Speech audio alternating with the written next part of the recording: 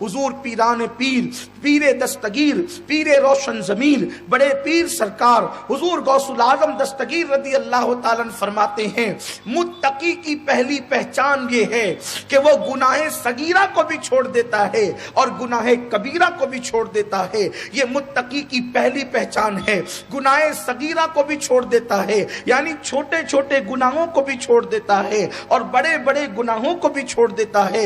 ये मुत्तकी की पहली पहचान है। मुत्तकी की दूसरी पहचान ये है कि वो मुश्तबा चीजों को यानी डाउटफुल चीजों को भी छोड़ देता है। ये मुत्तकी की दूसरी पहचान है। मेरे प्यारे आका सल्लल्लाहु अलैहि वसल्लम के प्यारे दीवानों, मिसाल के तौर पर एक आसान चीज आपको बताऊं, अल्लाह अकबर, जैसे किसी दूध के अंदर बिल्ली ने मुंह डाल दिया है, अब डाला कि नहीं डाला ये डाउटफुल हो गया, तो उसको इस्तेमाल करें कि ना करें। हालांकि उसका इस्तेमाल करना अभी नाजायज नहीं है, गुनाह नहीं है, लेकिन फिर भी वो ये छोड़ करके छोड़ दे कि मुश्तबा चीजें छोड़ दी जाए, तो इसको कहते हैं मुश्तबा चीज को छोड़ देना। इसी तरीके से मेरे प्यारे आका सल्लल्लाहु अलैहि वसल्लम के प्यारे दीवानों, किसी के घर खाना आ रहा है, किसी के घर से खाना आ रहा है, अब यहाँ पर इंसान को डाउट हो गया कि ये हलाल से आया कि हराम से आया, शक पड़ गया। ऐसी हालत में शक वाली चीज को छोड़ देना, इसका नाम तकवा है। हालांकि शक की बुनियाद पर कोई चीज नाजायज नहीं होती, शक की बुनियाद पर कोई चीज हराम नहीं होती, लेकिन अल्लाह वाले मशकूक चीजों को भी तर्क कर दिया करते हैं, इसका नाम तकवा है। उसके बाद अब आइए, दो चीजें हो गई, तीसरी चीज गौसुल आजम दस्तगीर फरमाते हैं, कोई उस वक्त तक मुत्तकी ना होगा जब तक वो अपनी जबान को गीबत से रोक न ले, इसलिए कि वो तस्बीह तो पढ़ रहा है, वो मुश्तबा चीजों से तो बच रहा है, बज़ाहिर वो गुनाहों से बचने की बात भी कर रहा है, लेकिन जब महफिल में बैठता है तो उसकी जबान मोमिनों के लिए गीबत उगलती है, वो लोगों की गीबत करता है। अल्लाह अकबर, गीबत तो खुद गुनाह कबीरा है, बल्कि फरमाया गीबत ज़िना से बदतर है। मेरे प्यारे आका सल्लल्लाहु अलैहि वसल्लम के प्यारे दीवानों, यहाँ आकर बहुत सारे लोग, गीबत उछलनी का नाम है कि बड़े बड़े अल्लाह अकबर जिक्र अस्कार वाले यहाँ पे छन जाते हैं, अल्लाह अकबर। और गीबत कहते हैं किसी गैर फासिक मोमिन के पीठ पीछे ऐसी बात कहना कि अगर उसके मुंह पे कही जाती तो उसका दिल दुखता, इसका नाम गीबत है। गैर फासिक, इसकी इस्तिला और इसकी तशरीह अहले इल्म समझते हैं। तो ये गीबत, जब तक के ज़बान गीबत से न रुके उस वक्त तक इंसान मुत्तकी नहीं हो सकता। इससे पता चला कि वली की पहचान ये है कि उसकी ज़बान किसी मोमिन की गीबत नहीं करती। आज हम नमाजें पढ़ते तो हैं, लेकिन हमारी ज़बानें गीबत से कितनी महफूज हैं। आज हम जिक्र अस्कार तो करते हैं, हमारी ज़बानें कितनी महफूज हैं। बल्कि फरमाया गया कि सिर्फ ज़बान ही गीबत नहीं करती, बल्कि दिल भी गीबत करता है। दिल गीबत करने का मतलब क्या है? यानी किसी मोमिन के लिए आप बुरा सोचते हैं, उसके बारे में, यार ये तो बेनमाजी है, यार ये तो जानी है, यार ये तो हराम खाने वाला है। आपको किसने इख्तियार दिया? अच्छी तरह याद रखना, जो अल्लाह के वली होते हैं, अल्लाह के औलिया, अपने दिलों में किसी के बारे में कीना नहीं रखते। उनके दिल सबके लिए पाक व साफ होते हैं। और यूं भी भाई, जब तक कि उसकी इबादतें कबूल ना हो तो वो अल्लाह का वली कैसे हो सकता है? इबादत कबूल होने की बुनियाद पर ही वो वली हो सकता है। और जिनके दिलों में मोमिनों के लिए कीना हो, अल्लाह तबारक व तआला उनकी इबादतों को कबूल नहीं फरमाता। या तो भाइयों के लिए कीना, पड़ोसियों के लिए कीना, रिश्तेदारों के लिए कीना, बहनों के लिए कीना, अहबाब के लिए कीना। दोस्तों से हाथ मिलाते हैं और दिलों में कीना होता है, दोस्तों से सीने मिलाते हैं, दिलों में कीना होता है, रिश्तेदारों से सीने मिलाते हैं, दिलों में कीना होता है। ये मुनाफिकीन की अलामत है। अरे दिलों में कीना रखने वाला कामिल मोमिन नहीं हो सकता, अल्लाह का वली कैसे हो सकता है? हमने समझा कि सिर्फ नमाज और तस्बीह से इंसान अल्लाह का वली ولی بنتا ہے، نہیں نہیں، بلکہ دل صاف ہوتے ہیں، اس لیے کہ ولی کا دل خدا کا عرش ہوتا ہے۔ جس دل کے اندر کینہ ہو وہ خدا کا عرش کیسے ہو سکتا ہے؟ وہ اللہ رب العزت کا عرش کیسے ہو سکتا ہے؟ میرے پیارے آقا علیہ السلام کے پیارے دیوانوں، آج لوگ کہتے ہیں مولانا ہماری دعائیں قبول کیوں نہیں ہوتی؟ دل میں کینوں کی وجہ سے دعائیں سر کے اوپر نہیں جاتی، دلوں میں کینوں کی وجہ سے جو ہے وہ دعا سجدے سر کے اوپر نہیں جاتے۔ میرے پیارے آقا علیہ السلام کے پیارے دیوانوں، تو زبان کو بھی غیبت سے بچاؤ اور دلوں کو بھی غیبت سے بچاؤ۔ کبھی کسی کے بارے میں برا مت سوچو، کبھی کسی کے بارے میں بدگمانی مت کرو، اس لیے کہ ہم یہاں پر کس کے بارے میں جو چاہے سوچیں۔ بھائی جس دنیا میں کہنے پہ پابندی نہیں ہے اس دنیا میں سوچنے پہ کیا پابندی ہوگی؟ لوگ جمہوری ملک میں رہتے ہیں، کہنے پہ جس کے بارے میں جو چاہو کہہ لو۔ ملک جمہوری ہو سکتا ہے کہ جو چاہو کہو، مذہب اس کی اجازت نہیں دیتا۔ مذہب کہتا ہے جو کچھ کہہ رہے ہو کسی کے بارے میں،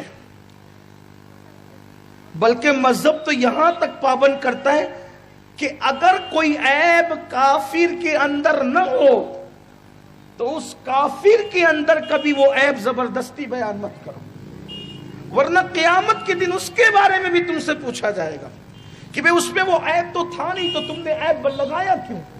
جتنا تھا اتنا ہی بیان کرتے، اس سے زیادہ کیوں بیان کرتے ہو؟ ایک مرتبہ کسی نے حجاج کے بارے میں حضرت ابو ہریرہ کی بارگاہ میں کچھ باتیں کی اور وہ باتیں کچھ زیادہ تھی، حالانکہ حجاج تھا ظالم جابر بدترین آدمی تھا، کئی صحابہ کا قاتل ہے حجاج کئی صحابہ کا قاتل ہے، حضرت سیدنا عبداللہ ابن زبیر جیسے صحابی کا قاتل ہے، وہ بڑے بڑے اصحاب رسول کا قاتل ہے وہ۔ لیکن ابو ہریرہ رضی اللہ تعالیٰ عنہ کے سامنے جب کسی نے حجاج کے بارے میں بڑھ کر کے کچھ کہا تو فرمایا حجاج سے قیامت کے دن تمہارے بارے میں پوچھا جائے گا کہ اس نے تم پہ کیوں ظلم کیا تھا، لیکن تم سے بھی اللہ پوچھے گا کہ جو چیزیں حجاج میں نہیں تھی وہ الزامات تم نے حجاج میں کیوں لگائے تھے، اس کے متعلق بھی اللہ تم سے سوال کرے گا۔ جب ایسے بدترین لوگوں کے بارے میں قدرت پوچھے گی تو آج جس کے بارے میں جو چاہتے ہو منہ کھول کے بول دیتے ہو۔ کسی کی بیٹی پہ الزام لگا دیا کہ وہ تو فلانی کے ساتھ ہے، وہ تو فلاں کے ساتھ ہے، کسی کے بیٹے پہ الزام لگا دیا، کسی کی ماں پہ الزام لگا دیا، کسی کی بہن پہ الزام لگا دیا، آئے ہوئے رشتوں کو ورگلا کر کے بہکا دیا۔ یہ سب کیا ہو رہا ہے؟ یہ جو کچھ ہو رہا ہے مسلم محلوں میں ہو رہا ہے۔ کیا کافروں کے یہاں سے بھی ایسی رپورٹ آتی ہے کہ رشتے آئے تھے اور محلے والوں نے توڑوا دیے؟ یہاں تو حال یہ ہے، وہ مسلمان جو جمعہ کی نمازیں پڑھے، وہ مسلمان جو زبان سے درودیں پڑھے، وہ مسلمان جو زبان سے کلمے پڑھے، ان کو ہو کیا گیا ہے کہ کسی کے گھر آنے والے رشتے ان کو برداشت نہیں ہوتے اور جا کر کے جھوٹی سچی باتیں لگا کے ورگلا دیتے ہیں۔ بہت سی مائیں روتی ہوئی آتی ہے، کہتی ہے کہ میری بیٹی کے رشتے نہیں ہو پاتے، خوبصورت ہے، پڑھی لکھی ہے، نیک ہے، اچھی ہے، کیوں آتے ہیں تو رشتے ماننے والے دیکھتے رہتے کون آیا، اور اس کے بعد وہاں جا کر کے غلط الزام لگا کر ورگلا دیتے ہیں۔ کیوں؟ قدرت دور نہیں ہے۔ اپنی زبان سے جو چاہو کرو، اپنے دل سے جو چاہو کرو، اپنی اعضاء سے جو چاہو کرو، تمہیں کوئی دیکھے نہ دیکھے قدرت دیکھ رہی ہے۔ اور یاد رکھنا انسان سزا دیتا ہے تو اپنی طاقت کے مطابق دیتا ہے، اور قدرت سزا دیتی ہے تو اپنی شان کے مطابق عطا کرتی ہے۔ انسان جب گناہ کر کے بھول جاتا ہے تب قدرت اس کو سزا دیتی ہے۔ اس لیے کبھی کسی کا برا مت کرو، کبھی کسی کے بارے میں برا مت سوچو، بلکہ ایک نسخہ آپ کو دے دوں، اگر اللہ والا بننا ہے تو سوچو کہ زمین کے اوپر سب سے برا میں ہی ہوں، اب مجھ سے برا کوئی ہے ہی نہیں، تو میں کس کی برائی کیسے بیان کروں؟ یہ وہ نسخہ ہے، یہ وہ نسخہ ہے کہ راتوں کی رات بھر کی نفل عبادتیں تمہیں اس مقام پر نہیں پہنچا سکتی جو یہ تصور تمہیں وہاں تک پہنچائے۔ یہ وہ چیز ہے، دنیا میں آپ کا جھگڑا ہی سب سے ختم ہو جائے گا جس دن آپ نے محسوس کیا کہ میں روئے زمین کا سب سے برا انسان۔ عاجزی کہتے ہیں اس کو، انکساری کہتے ہیں اس کو، عجز و نیاز کہتے ہیں اس کو، اور یہی چیز غوث پاک بتانا چاہتے ہیں کہ ولی تقوی کی تعریف یہ ہے کہ وہ جیسے گناہ صغیرہ کبیرہ چھوڑ دے، مشتبہ چیزیں چھوڑ دے، غیبت بھی چھوڑ دیتا۔ سیدنا امام اعظم ابو حنیفہ فرماتے ہیں کہ اللہ میری مغفرت کر دے گا۔ لوگوں نے کہا کیسے کر دے گا؟ ارشاد فرماتے ہیں زندگی میں کبھی کسی کی غیبت نہیں کی، اور میں سمجھتا ہوں کہ شاید ہی ہماری زبانیں بچی ہو کہ ہم نے کسی کی غیبت چھوڑی ہو، سب کی غیبت کر ڈالی، بھلتا کہ جس کے گھر دعوت میں جاتے اس کی بھی کر ڈالی، نمک تو کم ڈالا اور چٹنی تو کم ڈالی تو مرچی تو کم، بیچارے نے کھلایا اتنی محنت سے، اس کی بھی غیبت کر ڈالی۔ یہ میری قوم کا حال ہے۔ پھر لوگ کہتے ہیں مولانا مصیبت کیوں آتی ہے؟ تم پر نہیں آئے گی تو کس پر آئے گی؟ میرے جملے تلخ ہو تو معاف کر دیا کرے، لیکن اگر مصیبت ہم پر نہیں آئے گی تو کس پر آئے گی؟ وہ کہتے نا اونٹ تیری کون سی کل سیدھی، وہی حال ہو گیا۔ کون سی کل سیدھی اپنی؟ کہاں ہم اسلام پر ہیں، کہاں ہم شریعت پر ہیں، کہاں ہم دین پر ہیں؟ غیبت ہم کریں، حسد ہم کریں۔ غوث پاک فرماتے غیبت چھوڑے تو متقی ہے، دل صاف رکھے تو متقی ہے، حسد سے دل پاک ہو تو متقی ہے۔ ولی بہت شان والا ہوتا ہے۔ اگر صرف تسبیح لا کر کوئی ولی بنتا تو میں سمجھتا ہوں کہ شاید روئے زمین پہ سب ولی ہوتے، لیکن یہ آسان نہیں ہے۔ صرف نمک چکھنے سے، مسواک جیب میں رکھنے سے، داڑھی بڑھا لینے سے، سر پہ پگڑیاں باندھ لینے سے، یا سفید کرتے پتلے پتلے پہن لینے سے، اور دھیرے دھیرے زمین پہ چلنے سے کوئی ولی نہیں ہوتا۔ یہ ناٹک چھوڑو، اسلام ناٹک کا مذہب نہیں ہے۔ دل سنوارو، دل، اس لیے کہ دل پر قدرت کی نظر ہے۔ دھیرے چلو یا تیز چلو اس سے مطلب نہیں، دھیرے چلو یا تیز چلو اس سے مطلب نہیں، دل آئینے سے بھی زیادہ صاف و شفاف ہو جائے اس سے مطلب ہے۔ قدرت چلن نہیں، تمہارے چلنے کو نہیں دیکھتی قدرت، قدرت تو دل کو دیکھتی ہے۔ جب تک کہ دل حسد سے پاک نہ ہو تقویٰ کی سند نہیں مل سکتی۔ گنتے جائیں آپ، صغیرہ کبیرہ چھوڑنا، حالانکہ صغیرہ کبیرہ گناہوں میں تو یہ بھی آتا ہے، مشکوک چیزیں چھوڑنا، غیبت چھوڑنا، دل کا پاک رکھنا، حسد چھوڑنا۔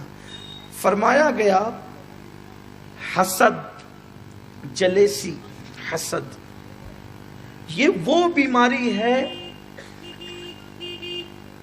کہ گویا کہ آپ اللہ پر اعتراض کرتے ہیں۔ حسد کا مطلب کیا ہوتا ہے؟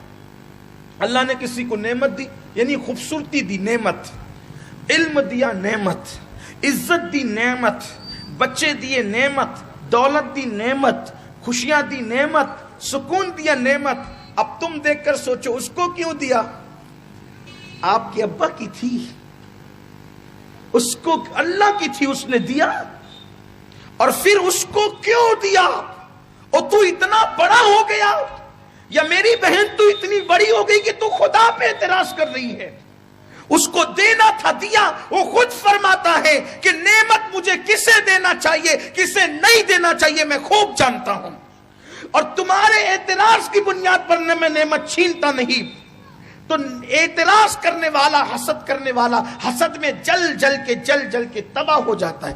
دنیا کی آگ اتنی تباہ نہیں کرتی جتنی حسد کی آگ تباہ کرتی ہے۔ اللہ کے رسول صلی اللہ علیہ وآلہ وسلم ارشاد فرماتے ہیں کہ حسد انسان کی نیکیوں کو ایسے کھا جاتا ہے کہ جیسے آگ لکڑیوں کو کھا جاتی ہے، جلتے رہتے ہیں، منہ پر 3.5 بجتے رہتے ہیں، کبھی خوش نہیں رہتے، افسردگی چہرے پہ نظر آتی ہے، آنکھیں چڑی رہتی ہے، بمیں چڑی رہتی ہے، کسی کے سلام کا جواب نہیں، کسی کو سلام نہیں، بس حسد حسد حسد، اور اس کے بعد اس میں جل کے خود کئی بیماریوں کا شکار ہو جاتے ہیں۔ کسی نے مجھ سے کہا تھا کہ خوش رہنے کا نسخہ بتا دو، میں نے کہا لوگوں کو خوش دیکھ کر کے خوش رہا کر، تو ہمیشہ خوشی رہے گا، کسی سے کبھی جلنا نہیں، اس لیے کہ آپ کے جلنے سے قدرت نعمت تھوڑی چھین لیتی۔ علماء یہود کو اسلام لانے سے جس چیز نے روکا تھا وہ ان کا حسد تھا۔ ورنہ हुजूर अलैहिस्सलाम की आमद से पहले उलमा यहूदी थे जो मदीने वालों को कहते थे कि आखिरी नबी आएंगे, आखिरी नबी आएंगे, आखिरी नबी आएंगे। उनकी आंखें ऐसी होगी, उनके रुखसार ऐसे होंगे, उनकी भवें ऐसी होगी, उनकी पलकें ऐसी होगी, उनकी जुल्फें ऐसी होगी, उनका चलना ऐसा होगा, उनका बोलना ऐसा होगा, और वो अल्लाह के आखिरी नबी होंगे। उनकी हिजरत का ये होगी, और ये और ये और ये, और बात बात पे हुजूर का जिक्र। नहीं आए थे तो उनका जिक्र, उनके वसीले से दुआएं करते थे, जंगों में उनके वसीले से फतह व नुसरत मांगते थे। लेकिन जब आए तो देखा कि अरे ये आ गए, ये आए तो अपना नजराना बंद हो गया, ये आए तो अपना इक्तिदार, अपनी इज्जत का क्या होगा। बस फिर उन्होंने हसद की वजह से, जहां ये बयान किया था ना पहले कि उनकी आंखें खूबसूरत होगी, उनकी आंखें खूबसूरत होगी, उनकी आंखें दीदे उनके बिल्कुल सियाह होंगे, आंख में हल्के हल्के सुर्ख डोरे होंगे, भवें पतली पतली किबलों की तरह एक दूसरे से मिलाप करती होगी, पलके तीर की तरह सीधी होगी, रुखसार गुलों की तरह खिले होंगे, होठ गुलाब की पंखड़ियों को जो है वो अपनी हुस्न का सदका बांटते होंगे, चेहरे से जो है वो सुबह को सवेरे की खैरात मिलती होगी, जुल्फों से रात की तारीकियों को खैरात मिलती होगी, उनके चलने से हरने चलने का शऊर मांगती होगी, उनके मुस्कुराने से कलियां खिलती होगी, उनके हुस्न का अंदाज निराला था। लेकिन जब हुजूर आए तो देखा तो ये तो वही है, लेकिन बस बात इतनी थी, अगर इनको मान ले तो गुलाम बनना पड़ेगा। फौरन चेंज कर दिया। कैसे? खूबसूरत काली सियाह आंखों के बारे में कह दिया, उनकी आंखें कंजी होगी। उन दिलों के कंजों ने आंखों को कंजी कर दिया, लेकिन उनके कंजी करने से क्या हो सकता था, इसलिए कि कंजी आंख वाला कोई हो तो माफ कर देना, मैं उसको नहीं कह रहा हूं, सब ऐसे नहीं होते, लेकिन अक्सर कंजी आंख वाला नरम दिल नहीं हो सकता, वो रहमतुल लिल आलमीन क्या हो सकता। रहमतुल लिल आलमीन की तो आंखें सियाह थी, उनकी आंखों का हुस्न ही जुदा था। अल्लाह अकबर। तो मुस्तफ़ा जान रहमत सल्लल्लाहु अलैहि वसल्लम की सिफात बदल, हत्ता कि जो लोग नहीं बदल सके उन्होंने कीचड़ लीप दिया, तौरात की तख्तियों पे कीचड़ लीप दी, तौरात की तख्तियों पे कीचड़ डाल दिया और गुडमुट कर दिया, सब मिला जुला दिया, सब गड़बड़ कर दी। कुरान कहता है वला तलबिसुल हक़्क़ बिल बातिल, कि तुम हक के अंदर बातिल की मिलावट करते हो, और कहता है कि तुम कितमाने हक करते हो, हक को छुपाते हो। उन्होंने हक को छुपाया। वो क्या हक छुपा रहे थे, यहां ये नुक्ता भी वाज़ेह कर दूं, वो हक क्या छुपा रहे थे। वो नमाज नहीं छुपा रहे थे, वो जिक्रुल्लाह नहीं छुपा रहे थे, वो और तस्बीह व तहलील नहीं छुपा रहे थे, वो फजीलत रसूलुल्लाह छुपा रहे थे। तो पता चला नबी की फजीलत छुपाना ये यहूदी उलमा का तरीका है कि नमाज तो बयान हो लेकिन नमाज लाने वाले की फजीलत बयान। ये यहूद का तरीका है। हजरत काबे अहबार खुद कहते हैं ना, काबे अहबार फारूक आजम के दौर में मुसलमान हुए। फरमाते हैं मुसलमान होने का वाकया क्या है। कहते हैं कि मेरे अब्बा का इंतकाल का वक्त आया तो मेरे अब्बा ने कहा बेटा एक तख्ती मेरे पास विरासत में है, और ये वो तख्ती है जो असल तौरात की तख्ती जो नाजिल हुई थी उसमें से एक तख्ती मेरे पास है, लेकिन खबरदार पढ़ना नहीं उसको, तुम्हें देता हूं पढ़ना नहीं, क्योंकि जीते जी तो छुपा के रखा लेकिन पढ़ना नहीं। उन्होंने सोचा या अल्लाह जब ये तख्ती आसमान से नाजिल शुदा है तो है आई तो पढ़ने के लिए है, क्यों ना पढ़े। बाप का इंतकाल हो गया तो देखा कि उस पर कीचड़ लीपा हुआ था, तो जैसे उन्होंने कीचड़ धोया, चचा के आने से पहले पढ़ना शुरू किया तो अल्लाह अकबर, शाम के अंदर जो हुलिया मुस्तफा जान रहमत का सहाबा बयान करते थे उस तख्ती पे मुस्तफा जान रहमत का वही हुलिया लिखा हुआ था। तब काबे अहबार समझे कि क्यों नहीं पढ़ना, और चचा आया तो खूब मारा, पढ़ा क्यों, कहा पढ़ने के लिए भेजा है तभी तो मैंने पढ़ा है, और फिर कलेमा पढ़ के मुसलमान हो गए। तो उलमा यहूद को जिस चीज ने रोका था उनका हसद था। اس لیے حسد والوں کو جن کے دلوں میں حسد ہے، اگر موت آتی ہے تو ان کی زبانوں پہ کلمہ بھی نہیں آتا. اس لیے کسی کے پاس نعمت دے کے جلنا چھوڑ دو، مت جلو. نعمت دیکھو، دعا کرو اللہ اور دے. آپ کہیں گے اللہ اور دے تو آپ کا کیا بگڑنا ہے؟ اور اللہ کے یہاں نعمت کی کوئی کمی ہے؟ یہ کیوں سوچتے ہو کہ اس کو مت دے اور مجھے دے؟ یہ کیوں نہیں سوچتے اللہ اس کو بھی دے مجھے بھی دے؟ کمی کیا ہے؟ اسی لیے جب لوگ دعا کرتے ہیں کہ اللہ ہماری عمر کاٹ کے فلاں کو دے دے، میں کہتا ہوں کاٹ کے کیوں دے یار؟ کاٹ پیٹ کے وہ دیتا ہے جس کی کمی ہوتی ہے. یہ کہا کرو اس کو بھی دے مجھے بھی دے، اس کی کمی کیا ہے؟ تو صغیرہ کبیرہ سے بچے، مشکوک چیزوں سے بچے، غیبت سے بچے، حسد سے بچے، دلوں کو کینے سے پاک رکھے، نماز کی پابندی کرے، نماز کی پابندی کرے، آنکھوں کو نامحرم کے خواہشات بھری نظر دیکھنے سے اپنے آپ کو بچائے. پھر فرمایا سخاوت کرے، ہاتھ اونچا رکھے، دیتا ہی رہے، مانگے نہیں دیتا ہی رہے، دینے والا بنے. فرمایا جب یہ ساری چیزیں جمع ہوتی ہے تب انسان متقی ہوتا ہے، اور جب متقی ہوتا ہے تب وہ ولایت کی منزل پر پہنچتا ہے. یہ ہے تقویٰ، یہ تقویٰ. اب اس میں سے کتنی چیزیں ہمارے اندر ہے ذرا دیکھ لیں، کتنی چیزیں ہمارے اندر ہے، ڈھونڈیے دیکھیے. اب جب یہ چیزیں انسان کے اندر جمع ہوتی وہ ولی ہوتا ہے. اب بتائیں جب ولی ہونے کے لیے اتنی شرائط ہیں تو جو ولیوں کا سردار ہو، ولیوں کا سردار، غوث الاغواث، شیخ الشیوخ، قطب الاقطاب، ولی الاولیاء، غوث الکونین، غیاث العالمین، پیر پیراں، میر میراں، شاہ جیلاں، تاجدار عرب و عجم، نائب مصطفیٰ جان رحمت، جس کی صورت علی کی طرح، جس کی سیرت نبی کی طرح، جو حسین پاک کی دعا بن کر آیا، جو حسن مجتبیٰ کا خواب بن کر آیا، ولیوں نے جس کے آگے اپنی گردن جھکایا، اور اس کی زبان سے قدرت نے یہ نغمہ گنگنانے کا حکم ارشاد فرمایا، قدمی ہاذہی علی رقبۃ کل ولی اللہ، کہ میرا یہ قدم ہر ولی کی گردن پر ہے. اور سب نے اپنا گردن جھکا، سب نے اپنی گردنوں کو جھکا دیا. اور قربان جائیں کہ جس وقت یہ حکم غوث پاک نے ارشاد فرمایا، شیخ عبدالحق محدث دہلوی نے لکھا کہ اس وقت قدرت نے ان کے دل پر تجلی فرمایا. میں اس کی تشریح نہیں کر سکتا کیونکہ مجمع اس کا متحمل ہی نہیں ہے کہ میں اس کی تشریح کروں. غوث پاک کے دل پر اللہ نے تجلی فرمائی، اللہ نے تجلی فرمائی. زبدۃ الاثار میں شیخ عبدالحق محدث دہلوی نے لکھا، امام اہل سنت نے اس کو بیان فرمایا. صاحب بہجت الاسرار نے لکھا، شیخ امام اربلی نے لکھا کہ جس وقت یہ حکم غوث پاک کی زبان سے جاری ہوا، اللہ نے غوث پاک کے دل پہ تجلی کی.